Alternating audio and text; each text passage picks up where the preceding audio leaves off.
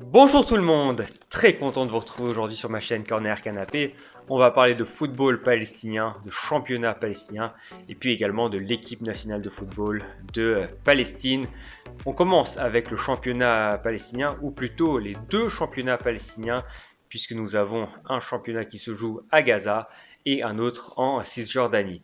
Voilà, je vous affiche la carte. À gauche, nous avons la bande de Gaza, à droite la Cisjordanie et entre les deux nous avons Israël.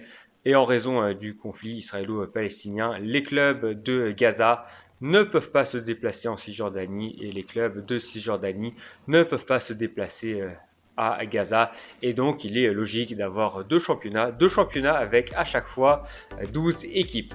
Alors, ce qui est particulièrement intéressant, c'est que les clubs de Cisjordanie participent aux compétitions internationales asiatiques. Et cette année, par exemple, nous avons le club champion de Cisjordanie, Jabal Al-Moukaber Club, qui participe à l'AFC Cup. C'est l'équivalent de l'Europa League en Asie.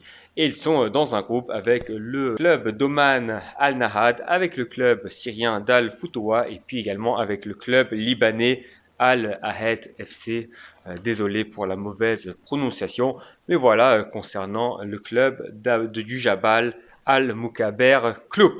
Alors, ce club qui est basé à Jérusalem-Est évolue dans son stade de 12 500 places. C'est le Faisal Al-Husseini International Stadium. Mais malheureusement, la plupart du temps, lorsqu'il y a les matchs de compétition internationale, notamment en Coupe d'Asie, les clubs palestiniens ne peuvent pas recevoir et ils sont contraints de s'exiler et de jouer les matchs à domicile en Jordanie.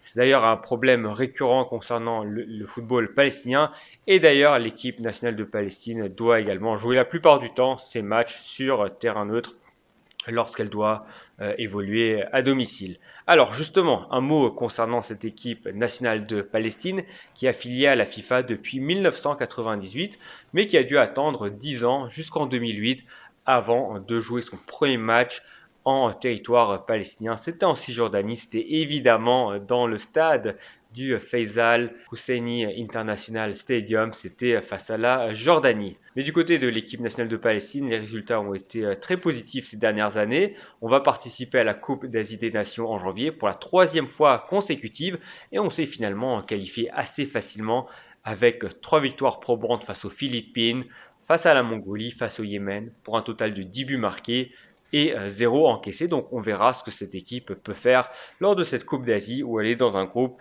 avec justement l'Iran, les Émirats Arabes Unis et également avec Hong Kong. Je vais également maintenant vous donner quelques mots concernant les joueurs qui composent cette équipe de Palestine.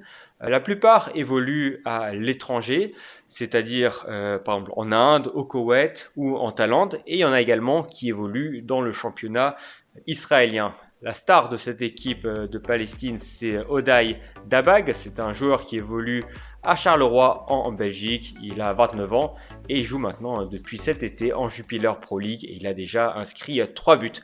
Ensuite, il y a le milieu Atta Jaber. Alors lui, il joue en Azerbaïdjan du côté du Neftchi Bakou et son histoire elle est particulièrement intéressante parce qu'il a grandi dans une ville arabe en Israël et il a surtout joué pour les espoirs israéliens et il était même capitaine de cette équipe des moins de 21 ans israélienne avant de changer de nationalité sportive et donc de jouer maintenant pour l'équipe nationale de Palestine. Mais c'est quand même intéressant comme quoi on peut passer de l'équipe d'Israël à l'équipe de Palestine. Donc voilà ce que je pouvais partager de cette équipe de Palestine. Évidemment, lors de la prochaine Coupe d'Asie, on aura l'occasion de reparler de cette équipe. Je pense d'ailleurs que je ferai un petit focus sur cette compétition sur la chaîne. En tout cas, vous pouvez me dire si ça vous intéresse que je parle davantage de Coupe d'Asie, également d'autres équipes asiatiques dont on parle rarement. Mais voilà, ici, je suis prêt à parler de toutes les équipes et c'est d'ailleurs un peu le but également de cette chaîne. Voilà pour aujourd'hui, je vous remercie de m'avoir écouté jusqu'au bout et on se dit à très bientôt pour parler de plus de foot. Ciao ciao!